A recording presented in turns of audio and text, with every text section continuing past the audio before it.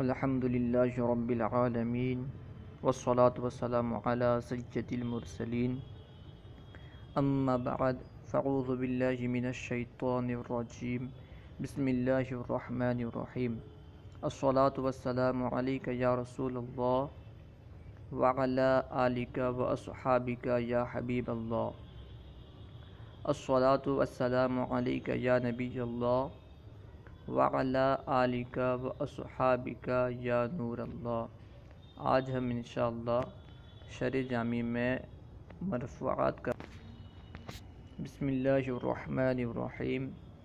المرفوعات جمع المرفوع للمرفوعة لأن موصوفه الاسم وهو مذکر لا يعقل ويجمع هذا الجمع مضطردا صفة المذكر الذي لا يعقل كالصافنات لذكور من الخيل وجمال سبحلات أي ضخمات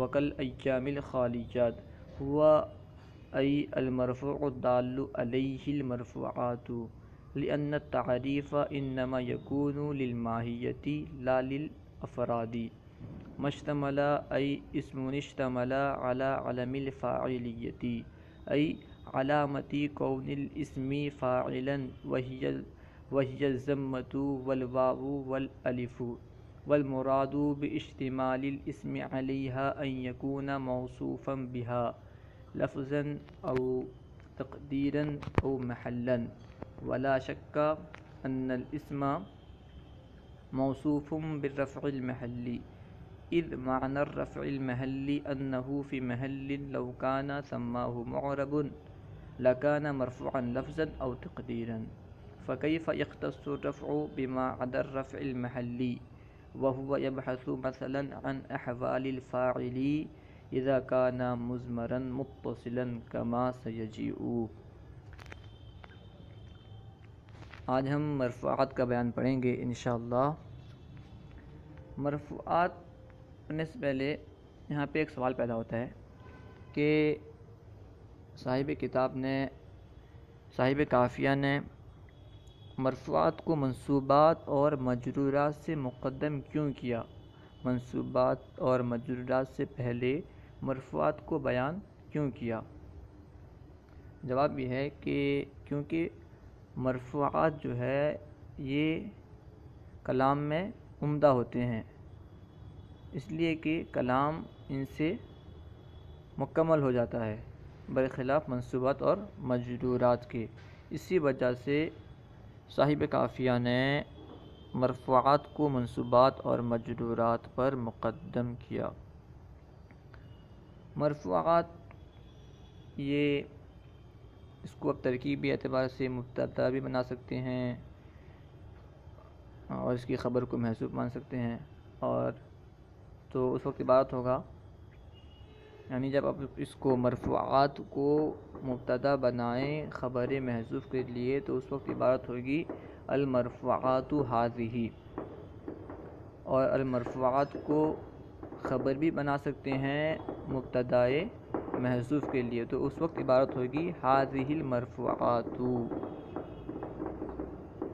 اور مرفوعات کو مبتدائے محذوف کی خبر کا مضاف الیہ بھی بنا سکتے ہیں تو اس وقت عبارت اس طرح ہوگی ھذا باب المرفوعات یا ھذا ذکر المرفوعات،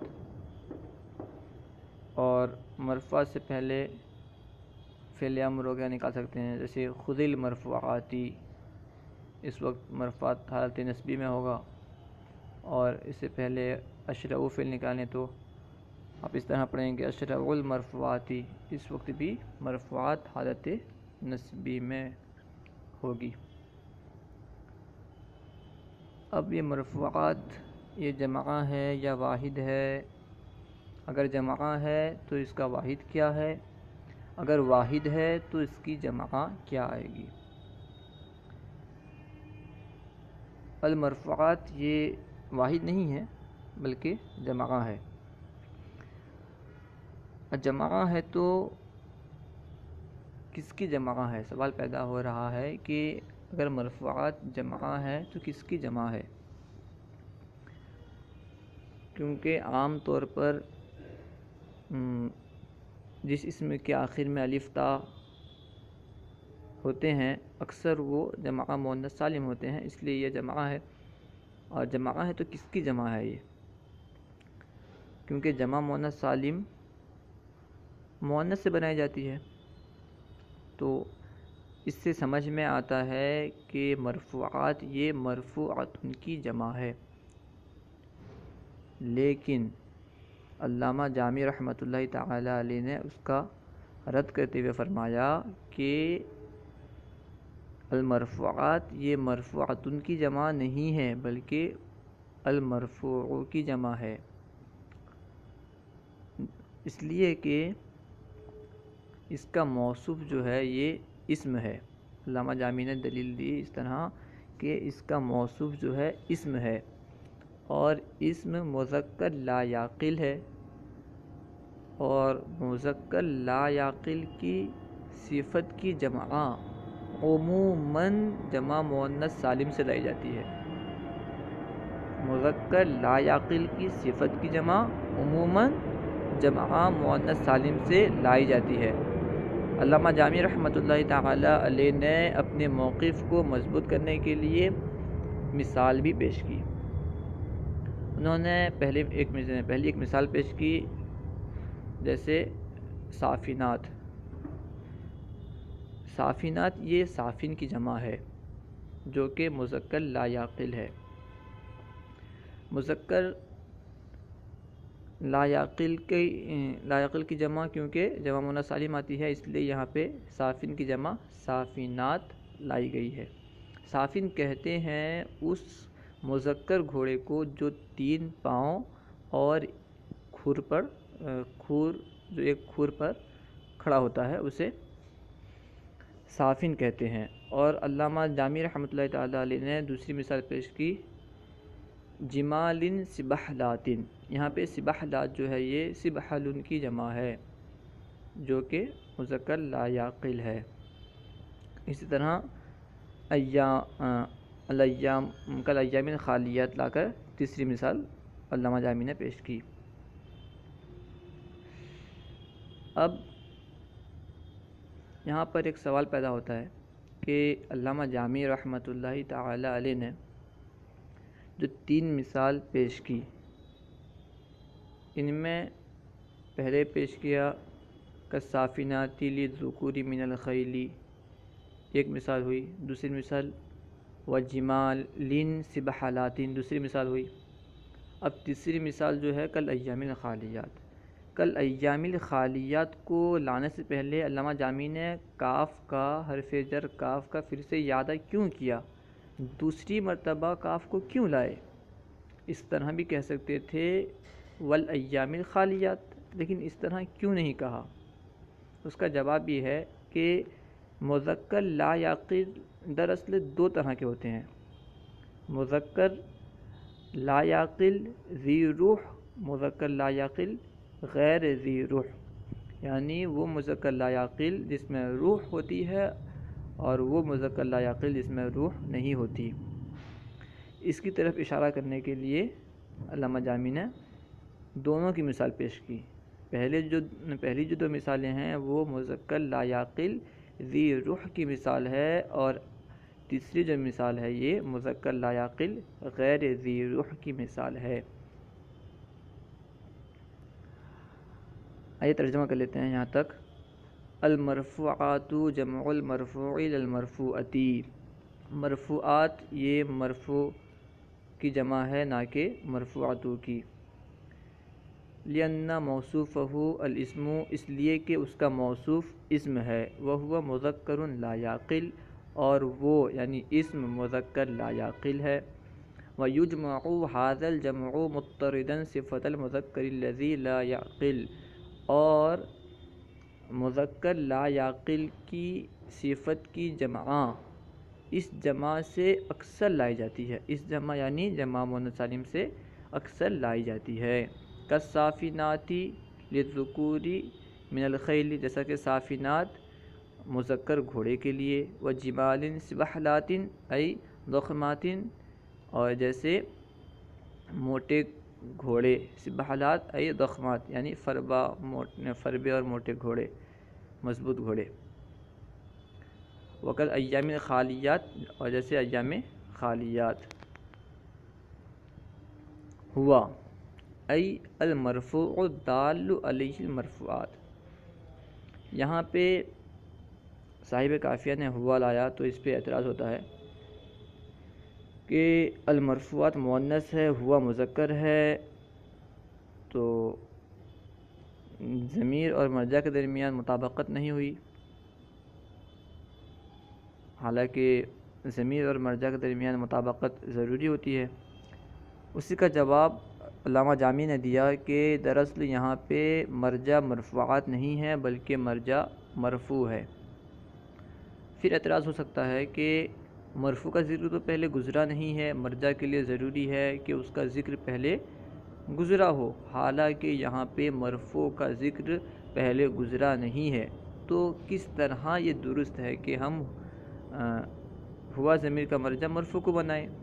تو اس کا جواب علامہ جامی نے دیا کہ مرفوع کا ذکر اگرچہ نہیں گزرا لیکن مرفوعات جو ہے یہ مرفوع پر کیونکہ دلالت کر رہی ہے، اس لیے ہوا ضمیر کا مرجع مرفوع کو بنانا درست ہوا۔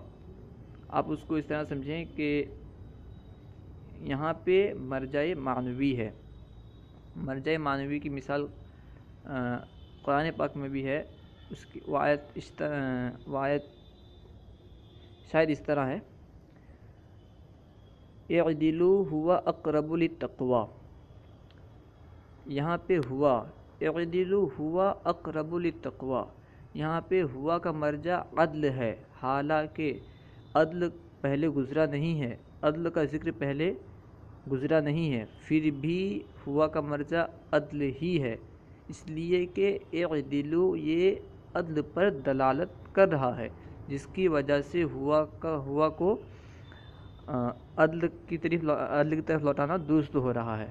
اسی طرح یہاں پہ کیونکہ مرفوعات مرفوع پہ دلالت کر رہی ہے، اس لیے ہوا کو مرفوع کی طرف لوٹانا درست ہوا۔ اب پھر یہاں پہ ایک سوال ہوا کہ علامہ صاحب ایک قاعدہ ہے کہ جب ضمیر مرجع اور خبر کے درمیان دائر ہو تو اس وقت خبر کی رعایت کرنا اولا ہوتی ہے، یعنی جب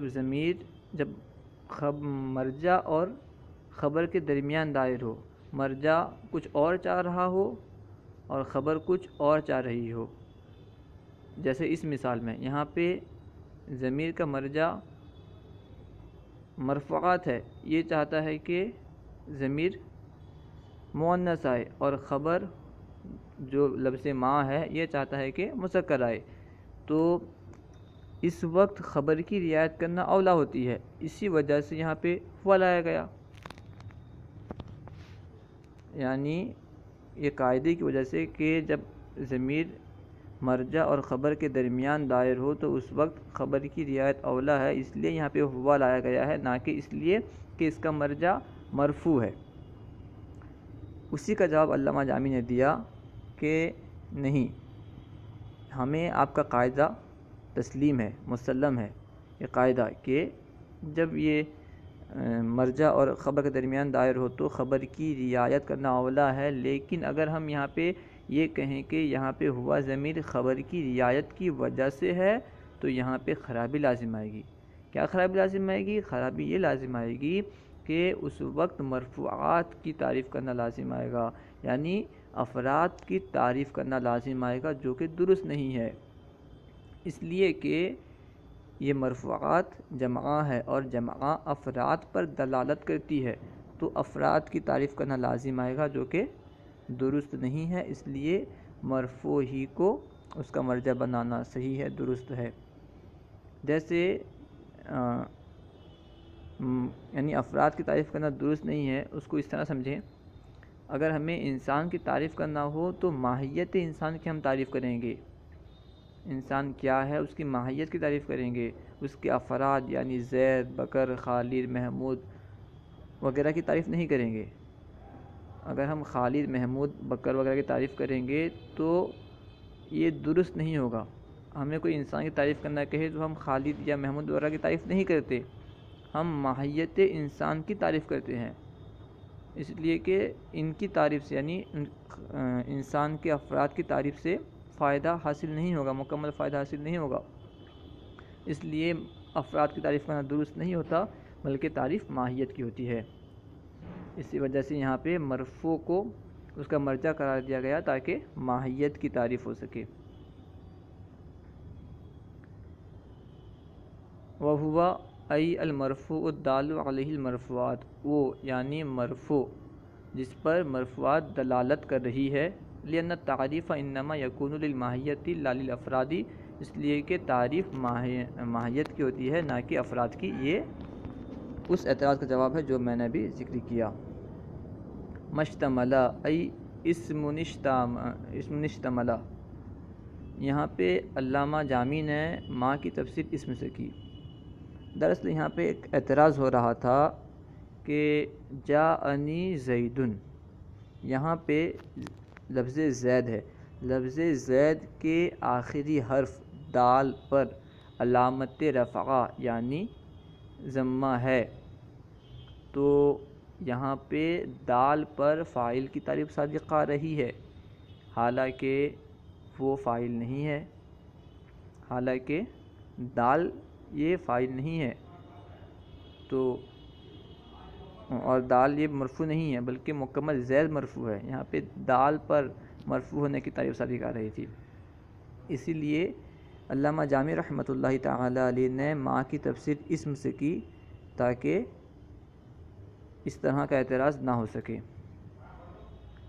علی علم الفاعلیتی ای علامتی کون الاسم فاعلا، یہاں پہ علامہ جامی نے علم کی تفسیر علامت سے کی، یعنی علم کیونکہ متن میں ذکر ہے اور اس کی تفسیر علامہ جامی نے علامت لا کے کی، اس لیے کہ علم کئی معنی کے لیے آتا ہے. علم کا ایک معنی پہاڑ بھی ہے، علم کا ایک معنی معین چیز کے لیے بھی استعمال ہوتا ہے، علم معین چیز کے لیے بھی استعمال ہوتا ہے کہ زید یہ فلاں کا علم ہے، بکر یہ فلاں کا علم ہے، اس طرح بھی ہوتا ہے، جیسا کہ آپ معرفہ نکرہ کے بیان میں پڑھ چکے ہوں گے. اور تیسرا معنی جو ہے وہ علامت کا ہے، اس لیے علامہ جامی نے یہاں پر علامت لا کر کے بیان کیا کہ یہاں پہ علامت والا معنی مراد ہے، کوئی دوسرا معنی مراد نہیں ہے. اب پھر سوال ہوا کہ فاعلیت کی علامت کیا ہے اور کتنے ہیں. اسی کا جواب علامہ جامی نے دیا کہ فاعلیت کی علامت 3 ہے اور وہ ضمہ واو الف ہے. اس کے بعد پھر علامہ جامی نے یہاں پہ جو یہ بات لایا کہ والمراد باجتماع الاسم علیہ ان یکون موصوفا بها لفظا وتقدیرا، اس کی وجہ یہ ہے کہ اشتمال کئی طرح سے ہوتا ہے. اشتمال کل علی الجزء بھی ہوتا ہے، اشتمال کلی علی الجزء بھی ہوتا ہے، اشتمال موصوف علی الصفت بھی ہوتا ہے. یہاں پہ اشتمال موصوف علی الصفت یہ مراد ہے، اس لیے علامہ جامی نے یہاں پہ موصوف کا لفظ لا کر کے اس کو بیان کر دیا، اس کی صراحت کر دی. اس کے بعد پھر یہاں پہ علامہ جامی نے لفظاً تقدیراً اور محلاً لایا. یہاں پہ محلاً لا کر کے علامہ رضی اور صاحب ہندی کا جواب دیا، ان کا رد کیا. ان کے نزدیک بس مرفوع جو ہے یہ تقدیراً اور لفظاً ہوتا ہے، محلاً کوئی چیز مرفوع نہیں ہوتی. ان کے نزدیک محلاً مرفوع کا وجود ہی نہیں ہے. اس لیے علامہ جامی نے ان کا رد کرتے ہوئے کہا کہ موصوفاً بہا لفظاً و تقدیراً و محلاً، اور پھر اس کی دلیل دی کہ اس بات میں کوئی شک نہیں ہے، اسم رفع محلی سے موصوف ہوتا ہے، دلیل دیتے ہوئے کہتے ہیں اس لیے کہ رفع محلی کا معنی ہے کہ اسم ایسی جگہ میں ہو، اگر اس جگہ میں مورب ہوتا تو وہ لفظاً یا تقدیراً مرفوع ہوتا۔ رفع محلی کا مطلب کیا ہے کہ اسم کا ایسی جگہ میں ہونا جہاں پر اگر مورب ہوتا تو وہ مرفوع ہوتا، یہ ہے رفع محلی کا معنی۔ تو آئیے ہم ترجمہ کر لیتے ہیں، شروع سے ترجمہ کر لیتے ہیں۔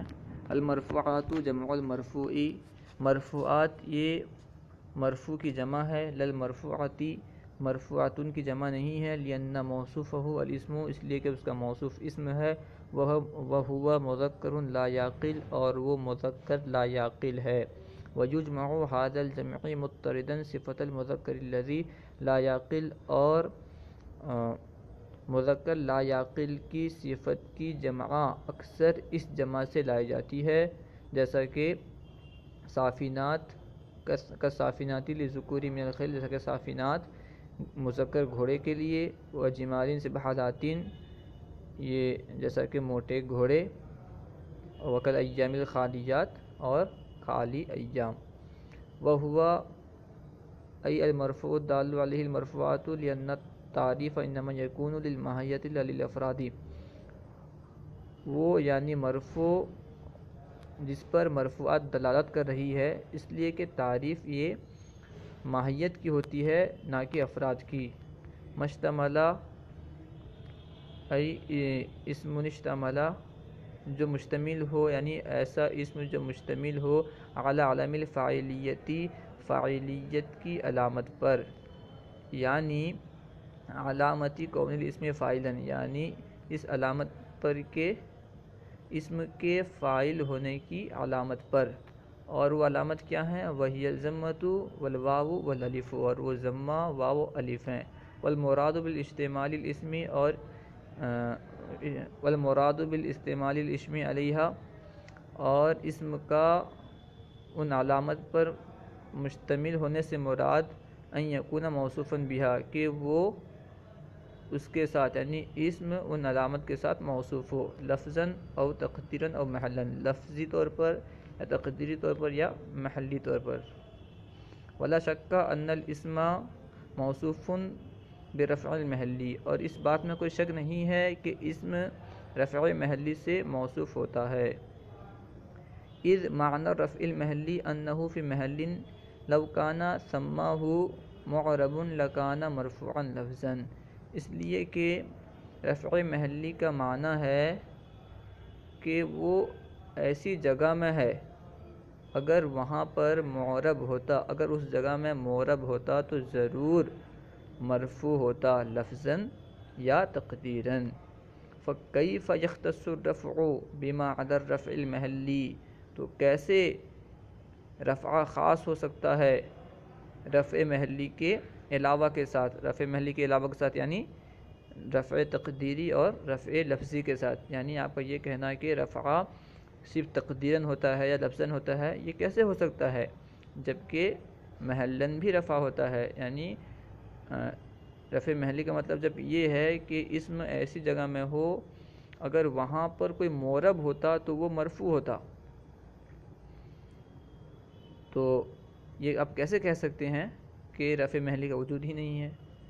وَهُوَ يَبْحَثُ مَثَلًا عَنْ أَحْوَالِ الْفَاعِلِ، اور وہ یعنی نحوی بحث کرتے ہیں مثلاً فاعل کے حوال سے، اذا کان مضمر متصلاً جبکہ وہ مضمر متصل ہو، یعنی جب فاعل مضمر متصل ہو اس وقت بھی وہ اس سے بحث کرتے ہیں۔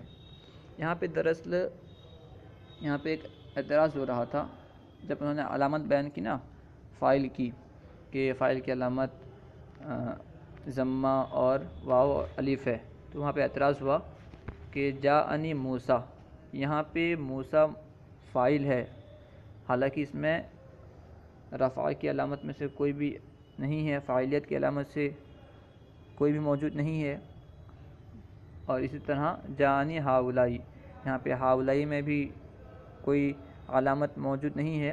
اسی کا جواب دیا کہ دراصل یہاں اعراب جو ہے یہ لفظاً بھی ہوتا ہے، تقدیراً بھی ہوتا ہے، محلاً بھی ہوتا ہے۔ لفظاً کی مثال جیسے جانی زیدن، یہاں پہ زید لفظاً مرفوع ہے، اس میں زید میں لفظاً فاعلیت کی علامت ہے، اور جاءنی موسیٰ میں تقدیراً فاعلیت کی علامت ہے، کیونکہ موسیٰ کے آخر میں الف ہے، اور الف پر کیونکہ اعراب ظاہر نہیں ہو سکتا، اسی وجہ سے یہاں پہ تقدیری اعراب ہے۔ اور جاءنی ہاؤلائی، کیونکہ ہاؤلائی مبنی ہے، اور اگر یہاں پہ معرب ہوتا تو اعراب ظاہر ہوتا، اس لیے یہاں پہ محلاً اعراب ہے۔ لیکن علامہ ردی اور علامہ ہندی نے کہا کہ اگر معرب ہوتا تو، جیسے جاءنی ہاؤلائی والی مثال میں وہ کہتے ہیں کہ یہاں پہ ہاؤلائی مرفوع نہیں ہے، محلاً بھی مرفوع نہیں ہے، اس لیے کہ اعراب تو اس وقت ظاہر ہوتا جب یہاں پہ معرب ہوتا، معرب نہیں ہے تو اس لیے یہاں پہ کوئی اعراب نہیں ہے، مرفوع ہے ہی نہیں۔